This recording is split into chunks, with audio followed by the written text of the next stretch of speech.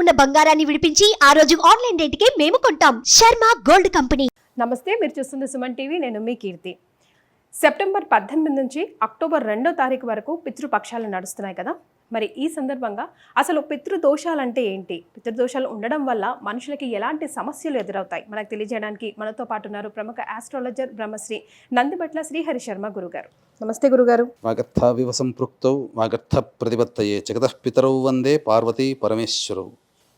సదాశివసమారంభాం శంకరాచార్య మధ్యమాం అస్మదాచార్య పర్యంతం వందే గురు పరంపరాం. ఆదిత్యాయ చ సోమాయ మంగళాయ బుధాయ చ గురుశుక్రశనిభ్యశ్చ రాహవే కేతవే నమః. శృంగేరి జగద్గురు పీఠాధిపతులకి, కంచి పీఠాధిపతులకి నమస్కారములు తెలియజేసుకుంటూ కార్యక్రమాన్ని ప్రారంభిద్దాం. గురుగారు, ఇప్పుడు ఈ 15 రోజుల పాటు మనం అన్ని కార్యక్రమాలు కూడా ఆపేసుకొని కేవలం పితృదోషాల కోసం రకరకాల పిండ ప్రధానాలు, రకరకాల కార్యక్రమాలు చేస్తూ ఉంటాం, ఎవరి ఫ్యామిలీ పరంగా ఎలా ఉంటే అలాగా. అసలు ఈ పితృదోషాలు అంటే ఏంటి గురుగారు? పితృదోషము వీక్షించేటువంటి సుమన్ టీవీ ప్రేక్షకులు గమనించాల్సిన అంశం ఏంటంటే, పితృదోషము వేరు, పిండ ప్రదానము వేరు. పితృదోషము అనేటువంటి విషయం గురించి మనం తెలియజేసుకుందాం. పితృదోషం అనగా తండ్రి వైపు 7 తరాలు, తల్లి వైపు 4 తరాలు, లేదా భర్త వైపు 7 తరాలు, భార్య వైపు 4 తరాల్లో దుర్మరణం పాలైనటువంటి వ్యక్తులు కనుక ఎవరైనా ఉన్నారైతే, ఆ దుర్మరణం పాలైన వ్యక్తి యొక్క ఆత్మ మోక్షాన్ని పొందదు. కాబట్టి ఆ మోక్షాన్ని పొందని ఆత్మ నరకయాతన అనుభవిస్తుంది. ఎటువంటి నరకయాతన అంటే, ఒక స్త్రీమూర్తి డెలివరీ అయితే ఎంత బాధపడుతుందో అంతకి 1000 రెట్ల బాధని మోక్షాన్ని పొందనటువంటి దుర్మరణం పాలైన ఆత్మ అనుభవిస్తుంది. పెద్దవాళ్ళు ఇచ్చినటువంటి ఆస్తుల్ని అనుభవించడానికి మనకు ఎంతటి అర్హత ఉందో, వాళ్ళ హయాంలో జరిగినటువంటి దోషాలని నివృత్తి చేసే వారసత్వ బాధ్యతగా, వారసులుగా మనకు ఉంటుంది. కాబట్టి ఇటువంటి పితృదోషం ఉన్నటువంటి కుటుంబాలలో అనేక రకాలైనటువంటి సమస్యలు వస్తాయి. ముఖ్యంగా పితృదోషం అంటే ఇంతకుముందు చెప్పుకున్నాం, దుర్మరణం పాలైనటువంటి వ్యక్తి యొక్క ఆత్మ కుటుంబంలో ఉన్నట్లయితే. అంటే ఏ విధంగా దుర్మరణం అంటే, road accident, fire accident, suicide attempt, నదిలో బావిలో పడి చనిపోవడం, ఇంట్లోంచి వెళ్ళిపోవడం, లివర్ ఫెయిల్యూర్, కిడ్నీ ఫెయిల్యూర్ అయి క్యాన్సర్తో చనిపోవడం, 60 సంవత్సరాల లోపల అల్పాయుష్తో కోరికలు తీరకుండా, బాధ్యతలు తీరకుండా, అలాగే ఆశలు ఆశయాలు తీరకుండా ఏ విధంగా మరణించినా, అలాగే కరోనాలో చనిపోయినా, ఏ కుటుంబంలోనైతే స్త్రీ హత్య, గోహత్య, బ్రాహ్మణ హత్య, అలాగే పిల్లిని చంపిన వాళ్ళు ఉంటారో, పామును చంపిన, ఇవన్నీ కూడా పితృదోషముల కిందికి వస్తాయి. ఇక ఈ పితృదోషం అనేటువంటిది ఉన్నప్పుడు మానవుడి జీవితంలో ప్రశాంతత అనేటువంటిది ఉండదు. అన్నీ నోటి దాకా వచ్చి వెనక్కి వెళ్ళిపోతుంటాయి. కాబట్టి ఈ పితృదోష నివారణ కార్యక్రమాన్ని ఖచ్చితంగా ప్రతి వ్యక్తి కూడాను చేసుకుంటేనే జీవితంలో అభివృద్ధి అనేటువంటిది ఉంటుంది. ప్రస్తుతం ఉన్నటువంటి ఈ కలియుగంలో 100కి 95% కుటుంబాల్లో ఈ పితృశాప ప్రభావాలు ఉన్నాయి. ఒక 30 సంవత్సరాల కిందట ఈ పితృశాపం గురించి ఎక్కువగా ప్రాచుర్యంలో లేదు. కానీ ఇప్పుడే ఎందుకు ఈ విధంగా బాగా ప్రాచుర్యం వస్తుందనంటే, మనం గమనించుకున్నట్లయితే ఉదాహరణకి సంబంధించినటువంటి ఈ ఏ విధంగానైతే పితృశాప ప్రభావం ఉంటుందనేటువంటి విషయాన్ని మనం బోర్డు ద్వారా తెలియచేసుకుందాం. ఇక ఎందుకు 30 సంవత్సరాల కిందట లేనటువంటి అనగా ఈ పితృశాప ప్రభావము ఇప్పుడు ఈ కాలంలో గత 10 సంవత్సరాల నుంచి ఎక్కువగా వినవలసి వస్తుంది అంటే మనం బోర్డు ద్వారా తెలియజేసుకున్నాం. కర్త అంటే చేయించేటువంటి వ్యక్తి ఇక్కడ ఉన్నాడు, అతని భార్య, అతని కర్త వైపు 7 తరాలు, అలాగే అతని భార్య వైపు 3 తరాలు మనం లెక్కలో తీసుకోవాలి. 4 తరాల వరకు లెక్కలో తీసుకోవాలి. అంటే భార్య 4వ తరం అవుతుంది. కాబట్టి ఇక్కడ భార్య 1 తరము, భార్య అమ్మ నాన్న 2వ తరము, భార్య తాతయ్య నాయనమ్మ ఇంకో తరము, భార్య ముత్తాత ముత్తవ 4వ తరం. ఇక్కడ కర్తకి 1 కింద అనగా కొడుకుకి సంబంధించినది 1 తీసుకుంటే, తండ్రి, తల్లి, తాత, నాయనమ్మ, ముత్తాత, ముత్తవ, జేజయ్య, జేజమ్మ, జేజినాయన, జేజమ్మ, జేజినాయన వాళ్ళ నాన్న, జేజమ్మ వాళ్ళ అమ్మ, మొత్తం 7 తరాలు లెక్కలోకి వస్తాయి. కాబట్టి ఇక్కడ ఎందుకు ఈ కర్తకి అనగా ఇప్పుడున్నటువంటి ప్రజెంట్ ఒక 20-30 సంవత్సరాలు ఉన్నటువంటి వ్యక్తి అయినటువంటి ఈ కర్తకి ఏ విధంగా పితృశాప ప్రభావం ఎందుకు వస్తుంది అని అంటే, ఉదాహరణకి ఈ తాతగారి హయామే తీసుకుందాం. అంటే ఈ చేయించేటువంటి వ్యక్తి యొక్క తాతగారి హయాంలో కనుక తీసుకున్నట్లయితే, ఈ తాతగారి అన్నదమ్ముల్లో కానీ లేదా ఈ తాత కానీ దుర్మరణం పాలయ్యాడు అనుకోండి. అప్పుడు ఏం జరుగుతుంది? దుర్మరణం పాలైనప్పుడు ఆల్రెడీ ఈ తాతకి తండ్రి పుట్టుంటాడు, అనగా ఈ కర్తకి తండ్రి పుట్టుంటాడు, తాతకి కొడుకు. కాబట్టి ఇతనికి జరిగినటువంటి దుర్మరణం ఏదైతే ఉంటుందో, ఇతను ఆల్రెడీ అనగా ఈ కర్త చేసేటువంటి వ్యక్తి యొక్క తండ్రి పుట్టి ఉంటాడు. కాబట్టి ఇతని జాతకంలో అనగా తండ్రి జాతకంలో పితృశాప ప్రభావం అనేటువంటిది కనిపించదు. మరి ఎవరికి కనిపిస్తుంది అని అంటే, ఇప్పుడున్నటువంటి అనుభవిస్తున్నటువంటి ఆ దోషం తాలూకు ప్రభావం అనుభవిస్తున్నటువంటి వ్యక్తి యొక్క తాలూకు జాతకంలో ఈ పితృశాప ప్రభావం అనేటువంటిది కనబడుతుంది. తద్వారా ఏమవుతుంది, ఇక్కడ తండ్రికి లేనటువంటి పితృశాప ప్రభావం వల్ల తండ్రి జీవితం హాయిగా గడిచిపోతుంది. అంటే సకాలానికి వివాహం అవుతుంది, సకాలానికి సంతానం కలుగుతుంది, అన్ని బాధ్యతలు తండ్రి తీర్చుకోగలుగుతాడు. కానీ ఇప్పుడు ఈ 30-40 సంవత్సరాల మధ్యలో ఉన్నటువంటి వ్యక్తి బాధలు అనుభవిస్తున్నాడు, సమస్యలు అనుభవిస్తున్నాడు. కాబట్టి దీనికి కారణం తాతగారి హయాంలోనో లేకపోతే తండ్రి గారి హయాంలోనే, అనగా బాబాయిలు, పెదనాన్నలు, మేనత్తలు, మేనమామలు ఇలా ఎవరైనా దుర్మరణం పాలైనప్పుడు ఇప్పుడు ఈ వ్యక్తి అనుభవిస్తుంటాడు దోషములు. ఎందుకంటే పితృశాపం ఉంది. ఆ పితృశాపం అంటే దుర్మరణం పాలైనటువంటి వ్యక్తి. కాబట్టి ఆ పితృశాప ప్రభావం ఉన్నప్పుడు ఈ యొక్క వ్యక్తికి, అనగా ఇప్పుడు ఉన్నటువంటి వ్యక్తికి ఎటువంటి అభివృద్ధి అనేటువంటిది జీవితంలో ఉండదు. అన్నీ నోటి దాకా వచ్చి వెనక్కి వెళ్ళిపోతుంటాయి. అలాగే ప్రమోషన్స్ రాకపోవడము, అలాగే ఈ పితృశాప ప్రభావం ఎప్పుడైతే ఉంటుందో ఈ వ్యక్తికి పెళ్ళైపోతుంది కదా. ఇప్పుడు ఉన్నటువంటి వ్యక్తికి కేవలం ఆడపిల్లలు మాత్రమే సంతానం ఉంటారు, పురుష సంతానం కొంతమందికి ఉండదు. ఇలా ఇప్పుడు కేవలం ఇతనికే చూసుకుందామనంటే ఇతనికి వివాహం అయింది కాబట్టి ఇతని భార్య తరపు కూడా లెక్కలోకి తీసుకోవాలి. భార్య తరపులో కూడా, ఎందుకనంటే ఇక్కడ పితృదోషం ఉన్నటువంటి వ్యక్తికి పితృదోషం ఉన్నటువంటి అమ్మాయితోనే వివాహం జరుగుతుంది. కాబట్టి భార్య వైపున కూడా ఎవరైనా దుర్మరణం పాలైన, అంటే భార్య వైపు అమ్మ నాన్న, భార్య తాతయ్య నాయనమ్మ, భార్య ముత్తాత ముత్తవ్వ, ఈ 3 తరాలలో కూడా ఏవైనా దుర్మరణాలు ఉంటే ఈ భార్యని చేసుకున్నందుకు గాను ఆ ప్రభావం అంతా కూడా వస్తుంది. చాలామంది ఇక్కడ వీక్షించేటువంటి సుమన్ టీవీ ప్రేక్షకులు ఏమని అంటారంటే, భార్య కదండి, మా భార్య కదా, పెళ్లి చేసుకుని వచ్చిన తర్వాత ఆమె వైపు ఉన్నటువంటివి మాకెందుకు వస్తాయి దోషాలు, నామాలు వేరు కదా వాళ్ళకి. అది ఎందుకనంటే ఇక్కడ వివాహం చేసుకున్న తర్వాత మీ గోత్రానికి వచ్చేసేసింది, మీకు సంబంధించినటువంటి అమ్మాయి కాబట్టి, ఇక్కడ మీకు సంబంధించినటువంటి అమ్మాయి కాబట్టి ఆమె వైపు ఉన్నటువంటి బాధ్యతలు కూడా మీరే తీసుకోవాల్సి వస్తుంది. కాబట్టి ఇక్కడ కర్తగా, అనగా ఇప్పుడు బాధలు అనుభవిస్తున్నటువంటి వ్యక్తి ఖచ్చితంగా ఈ యొక్క పితృదోష నివారణ జరిపించుకోవాలి. ఇక ఈ పితృదోష నివారణ అనేటువంటిది ఉన్నప్పుడు ఏంటంటే చాలామంది వెలిబుచ్చేటువంటి సందేహము, మేము మా తల్లిదండ్రులకి, తాత ముత్తాతలకి సకాలంలో పిండ ప్రదానం చేస్తున్నాము కాబట్టి మాకెందుకు దోషం ఉంటుంది, మమ్మల్ని అల్లారు ముద్దుగా తండ్రి తల్లి పెంచుకుంటారు, మాకెందుకు వస్తాయి, వాళ్ళందరూ శాపాలు పెడతారు అని అంటారు. ఇక్కడ నేను ఇంతకుముందు చెప్పినట్టుగా ఇప్పుడు బాధలు అనుభవిస్తున్నటువంటి దోషముల ద్వారా, పితృశాపం ద్వారా బాధ అనుభవిస్తున్నటువంటి వ్యక్తి యొక్క తాత హయాంలో కానీ తండ్రి హయాంలో కానీ దుర్మరణం జరిగినప్పుడు ఇక్కడ ఏంటంటే పిండ ప్రదానాలు చేస్తారు కదా. పిండ ప్రదానాలు చేసినప్పుడు మొత్తము కూడా వసు రుద్ర ఆదిత్య రూపంలో మనకు ఈ పితృలోకంలో మన పై వాళ్ళందరూ కూడా నివాసం ఉంటారు. కాబట్టి ఇక్కడ ఏం జరుగుతుంది, ఇక్కడ తాతగారి హయాంలో దుర్మరణం పాలైనప్పుడు ఇక్కడ వీళ్ళు చేసేటువంటి పిండ ప్రదానం అనేది ఇక్కడికి బ్లాక్ అయిపోతుంది. అంటే తాతగారి తరానికి బ్లాక్ అయిపోతుంది. బ్లాక్ అయిపోయినప్పుడు ఈ పిండ ప్రదానాలన్నీ కూడాను ఈ తాతగారి పైన ఉన్నటువంటి వాళ్ళకి ఎవరికి కూడాను పిండ ప్రదాన ఫలితం అందదు. ఇక్కడ తాతగారి హయాంలో దుర్మరణం పాలైనటువంటి వ్యక్తులకి, లేదా తండ్రి గారి హయాంలోనే బాబాయో పెదనాన్నో తండ్రియో ఎవరైనా దుర్మరణం పాలైనప్పుడు ఏమవుతుంది, ఈ కర్త ఇక్కడగా ఉండి వీళ్ళకి తెలియదు దుర్మరణం పాలవ్వడం వల్ల దోషం ఉంటుంది, తద్వారా సమస్యలు వస్తున్నాయని చెప్పి ఇక్కడ ఉన్నటువంటి కర్తగా, అనగా వ్యక్తికి తెలియదు. తద్వారా ఏమవుతుంది, తెలియకుండా తాను పిండ ప్రదానాలన్నీ చేస్తుంటాడు. కానీ ఇక్కడ తండ్రి హయాంలో దుర్మరణం ఉన్నప్పుడు ఇక్కడ ఈ పై తరాల్లో ఉన్నటువంటి వాళ్ళకి ఎవ్వరికి కూడాను అన్నీ కూడాను ఈ పిండ ప్రదానాలు అనేటువంటివి బ్లాక్ అయిపోతాయి, వాళ్ళకెవ్వరికి కూడా ఆ ఫలితము వెళ్ళదు. కాబట్టి ఈ పితృదేవతల యొక్క ఆగ్రహం కలుగుతుంది. అంటే ఇంతకుముందు చెప్పుకున్నట్టుగా పితృదేవతలకి సంబంధించి నరకయాతన అనుభవిస్తారు. కాబట్టి వీళ్ళకి మోక్షాన్ని, అనగా వీళ్ళందరూ కూడా ఎంతో ఆస్తులు, 100,000 కోట్ల ఆస్తులు కూడా ఇచ్చిన వాళ్ళు ఉంటారు, గృహాలు ఇచ్చిన వాళ్ళు ఉంటారు. ఎంతోమంది ఏమి ఇవ్వకపోయినా చక్కటి ఆరోగ్యవంతమైన శరీరాన్ని ఇచ్చి ఉన్నారు. కాబట్టి వాళ్ళ వారసత్వంగా మనము వాళ్ళ ఆస్తులు కానీ మంచి ఆరోగ్యాన్ని కానీ తల్లిదండ్రుల ద్వారా సంప్రాప్తించినటువంటి అనుభవిస్తున్నప్పుడు వాళ్ళ హయాంలో జరిగినటువంటి దోషాలకి బాధ్యతగా, రెస్పాన్సిబిలిటీగా ఆ దోష నివారణ చేసే బాధ్యత ఈ వ్యక్తిది. కాబట్టి ఈ వ్యక్తి ఇక్కడ ఏమవుతుంది, ఈ పిండ ప్రదానాలు అనేటువంటివి ఎన్ని చేసినా పైదాకా వెళ్ళవు. అంటే కనెక్షన్ కట్ అయిపోతుంది. మళ్ళీ ఎప్పుడు దాన్ని పునరుద్ధరించబడుతుంది అంటే ఆ యొక్క పితృదోష నివారణ జరిగిపోతే అప్పుడు ఈ తండ్రి హయాంలో, అంటే తండ్రి కావచ్చు, బాబాయి పెదనాన్న కావచ్చు, ఎవరైనా, లేదా బాబాయి కొడుకులు పెదనాన్న కొడుకులైనా కావచ్చు, వీళ్ళ హయాంలో జరిగినటువంటి దోషం వల్ల ఏమవుతుంది, ఇక్కడ మోక్షాన్ని పొందకుండా ఇక్కడ ఆత్మ ఉంటుంది కదా, దీనివల్ల ఏమవుతుందనంటే ఈ పితృశాపక్రియ ఈ యొక్క వ్యక్తి చేయడం వల్ల వీళ్ళకందరికీ కూడాను మోక్షాన్ని ప్రసాదించిన వాళ్ళు అవుతారు. ఎప్పుడైతే మోక్షము వీళ్ళ యొక్క ఈ హైరార్కీలో ఎప్పుడైతే ఒక వ్యక్తి ఆత్మ మోక్షాన్ని పొందుతుందో మిగతా ఉన్నటువంటి వాళ్ళకందరికీ కూడాను ఈ కర్త చేసేటువంటి పిండ ప్రధాన ఫలితం అంతా కూడాను అందుబాటులోకి వస్తుంది. తద్వారా అందుకనే భార్య వైపు కూడా 3 తరాలు తీసుకోవాలని చెప్పి ఉన్నది.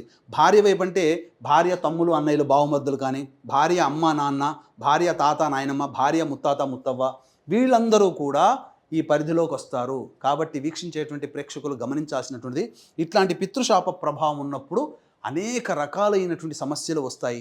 ఎటువంటి సమస్యలు వస్తుంటుంటాయి? భర్తకు కానీ భార్యకు కానీ తరచూ అనారోగ్యం పాలవుతుంటారు. వాళ్ళ పిల్లలు కానీ, అంటే మీ పిల్లలు కానీ ఎవరైనా కానీ దోషం ఉన్నటువంటి కుటుంబాల్లో తరచూ యాక్సిడెంట్స్కి గురవుతుంటారు.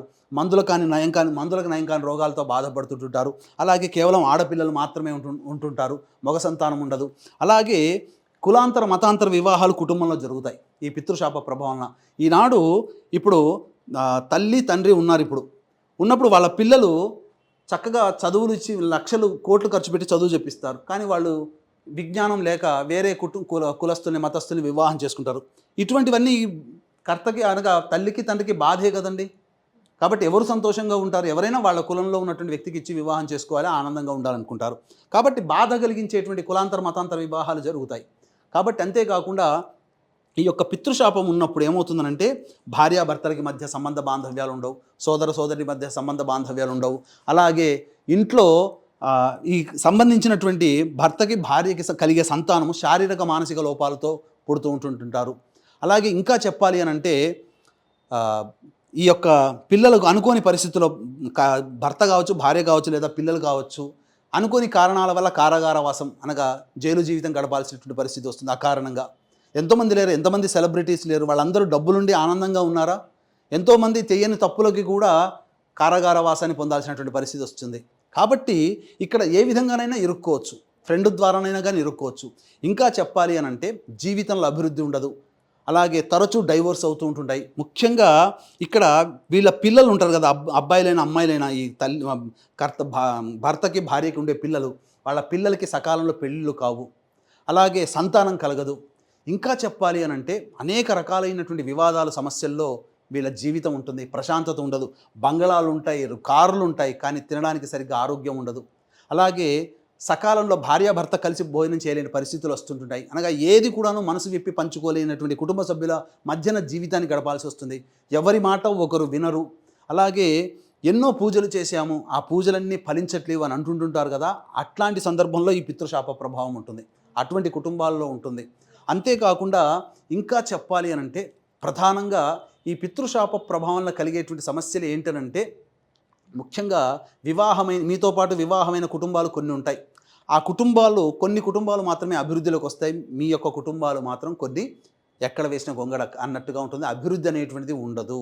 కాబట్టి పురుష సంతానం ఉండదు, అనగా స్త్రీ సంతానం మాత్రమే ఉంటుంది, పురుష సంతానం వంశానికి వారసులు ఉండరు. ఇటువంటివన్నీ కూడా పితృశాప ప్రభావాల్లో వస్తాయి. కాబట్టి ఈ భర్త వైపు 7 తరాలు, భార్య వైపు 4 తరాలలో ఎక్కడైనా దుర్మరణం జరిగినా ఇక అప్పటి నుంచి వాళ్ళు చేసేటువంటి పిండ ప్రదానాలు ఏవి కూడాను వాళ్ళ దాకా వెళ్ళవు. ఎన్ని పూజలు చేసినా ఆ పూజలు అనేటువంటివి ఫలించవు. అందువల్ల పితృదేవతలకి మోక్షాన్ని కలిగించేటువంటిదే పితృశాప నివారణ ప్రోగ్రాము. కాబట్టి పిండ ప్రదానం వేరు, పితృశాపం వేరు. దీన్ని దృష్టిలో పెట్టుకునే మన పీఠమాధ్వర్యంలో ఈ యొక్క పితృపక్షాలలో 30వ తారీఖు రోజున మఖా నక్షత్రం, పితృదేవతా నక్షత్రం మఖా నక్షత్రము మరియు త్రయోదశి తిథి కలిసినటువంటిది ఈ యొక్క అమూల్యమైనటువంటి రోజున, అద్భుతమైనటువంటి రోజు. పితృపక్షాలలో అద్భుతమైన రోజు ఏదయ్యా అంటే 30వ తారీఖు రోజున.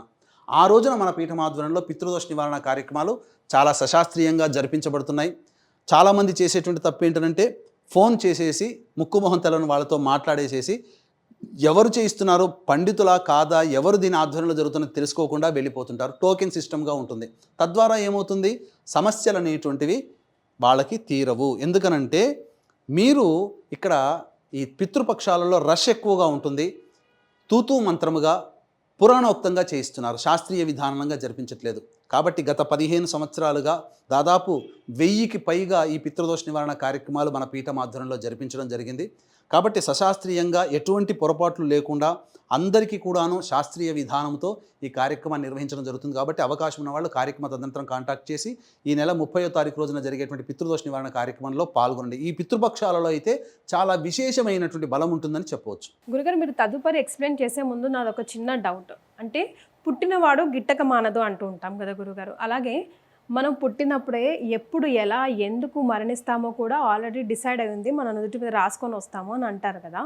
మరి ఇప్పుడు మనం పితృదోషాలు ఉంటేనే అలా అకాల మృత్యు వస్తుంది అని అంటున్నాం. సో ఈ రెండు ఎట్లా సాధ్యం? కాంట్రడిక్టెడ్ వర్డ్స్ లాగా అనిపిస్తున్నాయి. ఇక్కడ వీక్షించేటువంటి ప్రేక్షకులు గమనించాల్సిన అంశం ఏంటంటే ఇక్కడ మనము తాత, తండ్రి, ఇక్కడ కర్త అంటే ఇప్పుడు పూజ చేసేటువంటి వ్యక్తి, ఇక్కడ ముత్తాత, మీరు అడిగినటువంటిది. సో ఇక్కడ ఎవరైనా కానీ అంటే వీక్షించేటువంటి ప్రేక్షకులు గమనించాల్సిన అంశం ఏంటంటే ఈ యొక్క పుట్టినవాడు గిట్టక మానదు. కానీ దుర్మరణం పాలైనప్పుడు ఏమవుతుందంటే ఇప్పుడు సపోజ్ తాత హయాంలో, తాత అన్నదమ్ములో, తాత వాళ్ళకి సంబంధించిన వాళ్ళు, లేదా తండ్రి అన్నదమ్ముల కొడుకులో వీళ్ళు ఎవరైనా దుర్మరణం పాలయ్యారంటే ఒక విధానంగా రోడ్ యాక్సిడెంట్లో పోయారు, లేదా ఎవరైనా సూసైడ్ అటెంప్ట్ చేసుకున్నారు. ఇప్పుడు తాతగారే సూసైడ్ అటెంప్ట్ చేసుకున్నారని అనుకుందాం ఉదాహరణకి. ఏమవుతుంది, దుర్మరణం పాలైన వ్యక్తి యొక్క ఆత్మ తాత ఉంది కాబట్టి ఇక నుంచి ఈ తండ్రి చేసిన లేదా తండ్రి పోయిన తర్వాత తాను చేసిన ఈ పిండ ప్రధాన ఫలితం అంతా వీళ్ళకి ఎవరికి చెందదు. ఇక్కడతో వాళ్ళ కనెక్షన్ కట్ అయిపోతుంది. ఎందుకంటే ఇక్కడ దుర్మరణం పాలైన ఆత్మ తాత ఉంది కాబట్టి. కట్ అయిపోయినప్పుడు ఏమవుతుందనంటే ఇక్కడ ప్రధానంగా ఈ దుర్మరణం, రోడ్ యాక్సిడెంట్ కానీ సూసైడ్ కానీ ఇట్లా జరిగినప్పుడు ఇవి మారు బలులను కోరుకుంటాయి. అంటే ఏమవుతుంది, ఈ తాతగారికి మళ్ళీ సంతానం ఉంటుంది. ఈ సంతానంలో తండ్రి గారి అన్నదమ్ములు కానీ ఉంటారు. అంటే ఈ కర్త యొక్క ఈ తాతకి సంబంధించిన కొడుకులు ఉన్నారు కదమ్మా, ఈ కొడుకులు 4 కొడుకులు ఉన్నారు. 4లో ఒక అతని తండ్రి అనుకుందాం. ఈ అన్నదమ్ములు కానీ కూతుళ్ళకి కానీ మళ్ళీ సూసైడ్ అటెంప్ట్ జరుగుతాయి. ఒకవేళ ఇది ఇంకా కంటిన్యూ అయిపోయింది అనుకోండి, తండ్రికి ఈ వ్యక్తితో పాటు ఇతనికి కూడా అన్నదమ్ములు అక్క చెల్లెళ్ళు ఉంటారు. చేసే వ్యక్తికి, పూజ చేసే వ్యక్తికి, వీళ్ళ కుటుంబంలో కూడా దుర్మరణాలు ఉంటాయి.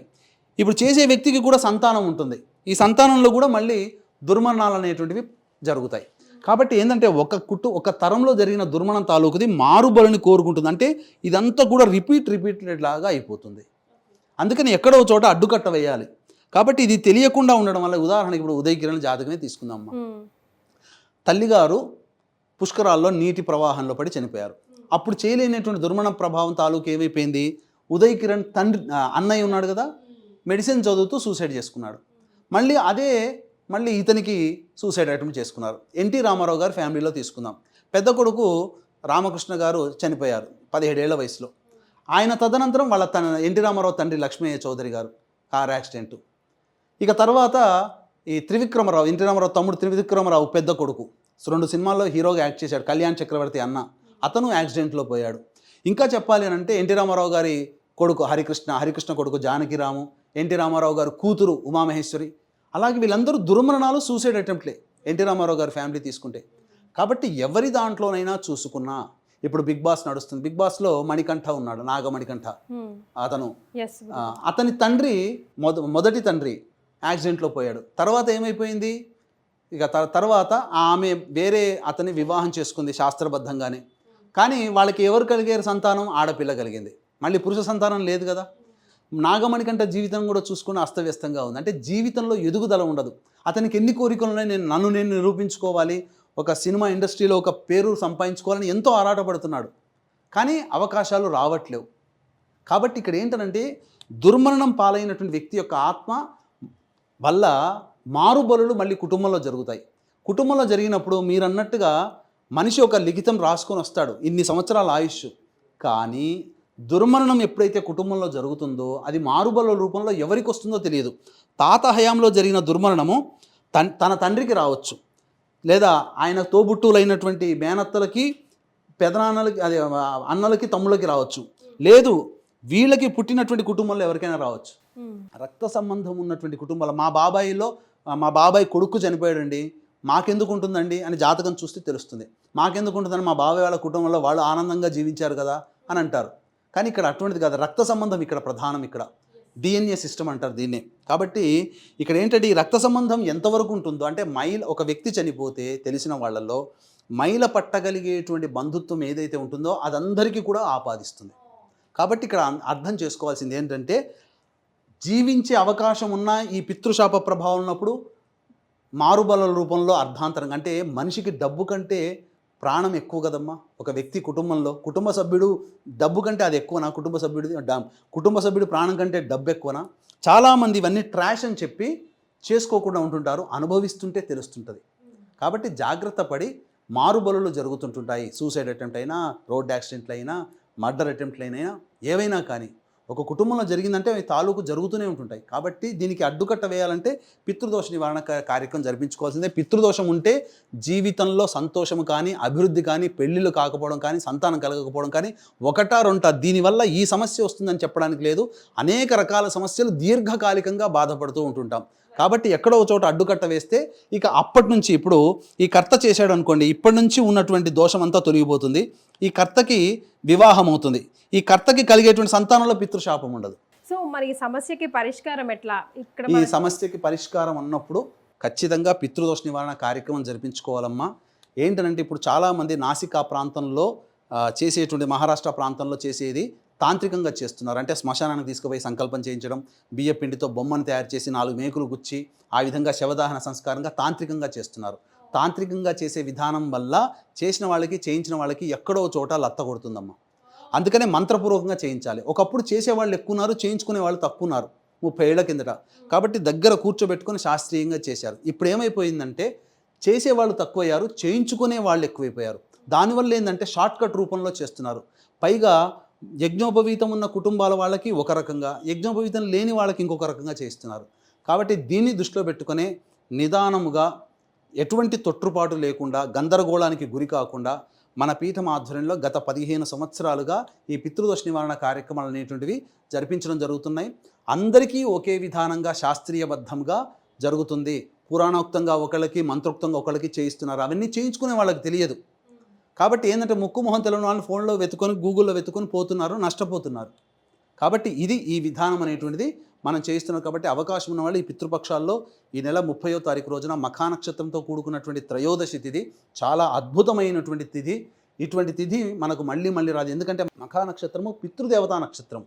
కాబట్టి ఆ పితృదేవతా నక్షత్రం అయినటువంటి మఖా నక్షత్రంలో చేయిస్తున్నాం. కాబట్టి అవకాశం ఉన్న వాళ్ళు కార్యక్రమ తదనంతరం కాంటాక్ట్ చేసి పూర్తి వివరాలు తెలుసుకోవచ్చు. గురుగారు, సో దేవి దేవతల పూజలు మనం ఎంత చేసినా కూడా ఫైనల్గా పితృదేవతల ఆశీర్వాదం ఉంటేనే మనం జీవితంలో ఒక అడుగు ముందుకు వెళ్తామని మీరు చెప్పిన దాన్ని బట్టి తెలుస్తుంది. సో ఇది ఎలా ఒకసారి ఎక్స్ప్లెయిన్ చేయరా? ఇక్కడ చాలామందికి ఉండేటువంటి సందేహం ఏంటంటే, చాలామంది అమ్మ మేము ఎన్నో పూజలు చేశాం, దేవుడు కరుణించలేదు, అసలు మా పూజలు ఏమైపోయాయి, అసలు దేవుడు ఉన్నాడా లేడా, రాయిలాగా ఉండిపోయాడా, మనం జీవితంలో ఇల్లు కట్టుకోవడం కోసం, మంచి ప్రమోషన్ రావడం కోసం, చక్కటి సంతానం కలగడం కోసం, మన పిల్లల పెళ్ళిళ్ళ కోసం ఎన్నో ప్రయత్నాలు, కాళ్ళరిగేలా తిరిగాము, ఎన్ని గుళ్ళకి తిరిగాము, మొక్కని దైవం అంటూ లేదు, తిరగని చెట్టంటూ లేదు, తిరగని పుట్టంటూ లేదు అని చెప్పి వాపోతుంటారు. ఏ దేవుడు కరుణించలేదు, అసలు దేవుడు లేడు అని చెప్పేసి దేవుడి పూజలు చేయడం కూడా ఆపేసేసారు.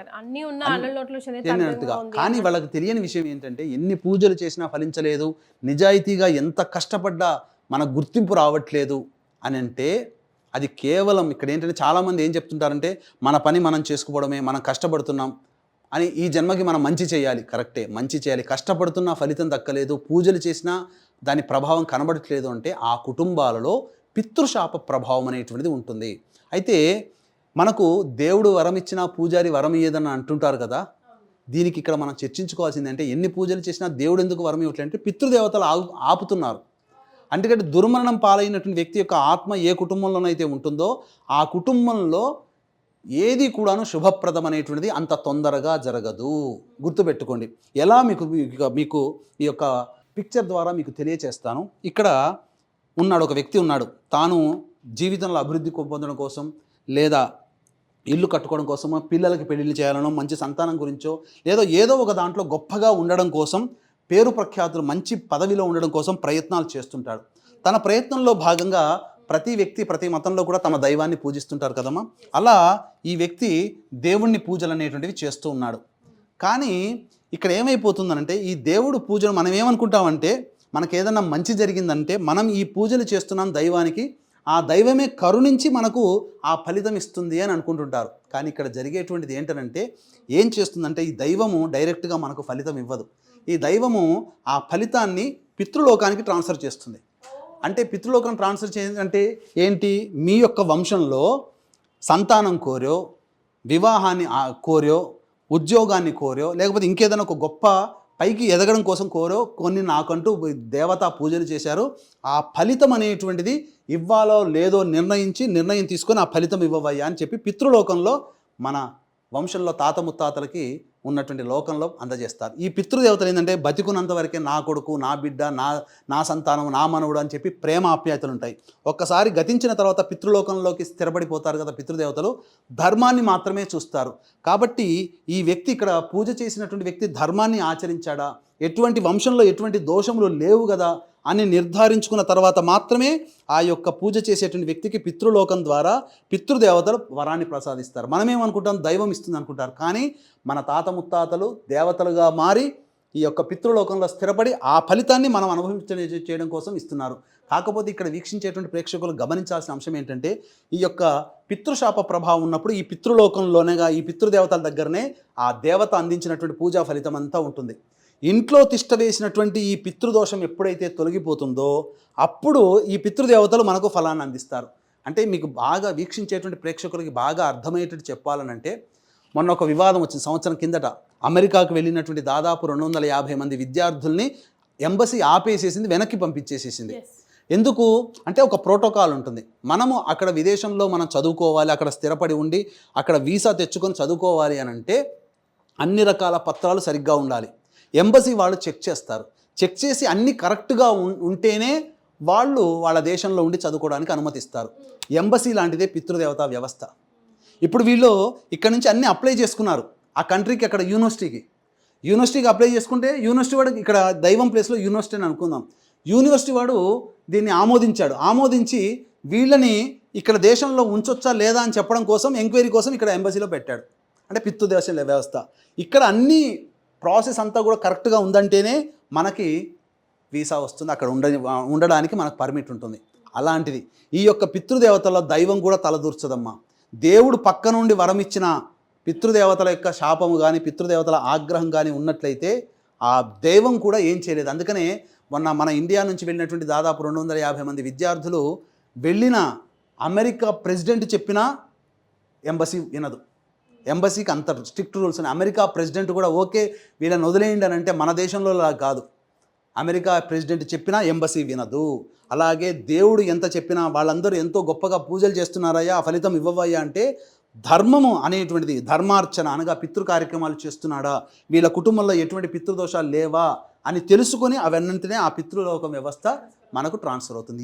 దీన్ని ఈ విధంగా మనం అర్థం చేసుకుని కనుక ఉన్నట్లయితే, కాబట్టి వీక్షించేటువంటి ప్రేక్షకులు తండ్రి వైపు 7 తరాలు, తల్లి వైపు 4 తరాలు, లేదా భర్త వైపు 7 తరాలు, భార్య వైపు 4 తరాల్లో ఏవైనా దుర్మరణాలు కనుక ఉన్నట్లయితే ఏమాత్రం కూడా అలసత్వం చేయకండి. ఆ దుర్మరణాల ప్రభావం వల్ల మీ కుటుంబంలో అభివృద్ధి అనేటువంటిది ఉండదు, మంచి జరగదు, అన్ని అవకాశాలు నోటి దాకా వచ్చి వెళ్ళిపోతుంటాయి. ఎందుకనంటే నేను వ్యక్తిగతంగా చూసినటువంటి కుటుంబాలలో 4-5 సార్లు గవర్నమెంట్ ఉద్యోగానికి ఇంటర్వ్యూ దాకా వెళ్ళి ఇంటర్వ్యూ ఫేస్ చేసి వెనక్కి వచ్చిన వాళ్ళు ఉన్నారు. గొప్ప పిహెచ్డీలు చేసి ఎంటెక్లు చేసిన వాళ్ళు కూడా పెద్ద స్థాయి ఉద్యోగాల్లో ఇంటర్వ్యూ దాకా వెళ్ళి వెనక్కి వచ్చిన వాళ్ళు ఉన్నారు. కాబట్టి ఇటువంటి దాన్ని ఎవరు కూడా అలసత్వం చేసుకోకుండా తక్షణమే అవకాశం ఉన్నప్పుడు వెంబడే ఈ యొక్క పితృదోష నివారణ కార్యక్రమం జరిపించుకునే ప్రయత్నం చేయండి. మన పీఠం ఆధ్వర్యంలో సశాస్త్రీయంగా ఈ నెల 30వ తారీఖు రోజున మఖా నక్షత్రము కలిసినటువంటి త్రయోదశి కలిసినటువంటి రోజున ఈ యొక్క పితృదోష నివారణ కార్యక్రమాలు చేయించడం జరుగుతుంది. నియమబద్ధముగా నిజాయితీతో ఈ యొక్క పితృదోష నివారణ కార్యక్రమం జరిపించబడుతుంది. కాబట్టి అవకాశం ఉన్న వాళ్ళు కార్యక్రమం తదనంతరం కాంటాక్ట్ చేసి పూర్తి వివరాలు తెలుసుకోవచ్చు. ఒకవేళ రాలేని వాళ్ళైతే బ్రాహ్మణుని కర్తగా పెట్టి చేయించడం జరుగుతుందని తెలుసుకోవచ్చు. చాలా సంతోషం గురుగారు, ధన్యవాదాలు. సర్వం శ్రీ ఉమామహేశ్వర పరబ్రహ్మార్పణమస్తు.